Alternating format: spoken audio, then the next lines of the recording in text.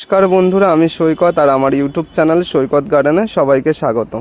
দেখো, এই সেই ইয়েলো পিওনি যার বয়স এখন 23 দিন আর কুঁড়িও এসে গেছে, খুব সুন্দর গ্রোথ নিয়েছে। এই হলো লিয়াংলি।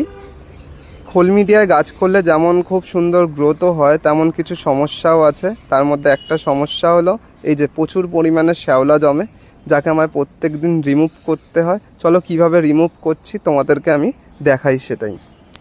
প্রত্যেক দিন সকালে এসে আমি এইভাবে গাছগুলোকে ওভারফ্লো করে দিই। ডাইরেক্ট জল দেওয়া যাবে না, জল দিলে নিচের মাটি খুঁড়ে যেতে পারে। তোমরাও এইভাবে করবে, তাহলে খুব ভালো হয়।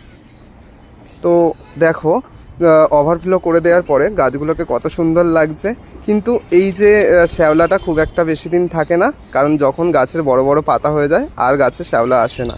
চলো ভিডিওটা আজ এখানেই শেষ করলাম। ভিডিওটা যদি ভালো লেগে থাকে অবশ্যই সবাই লাইক, কমেন্ট, শেয়ার ও সাবস্ক্রাইব করে দিও। আর ইনফরমেটিভ মনে হলে অনেক শেয়ার করে আমার পাশে থেকো।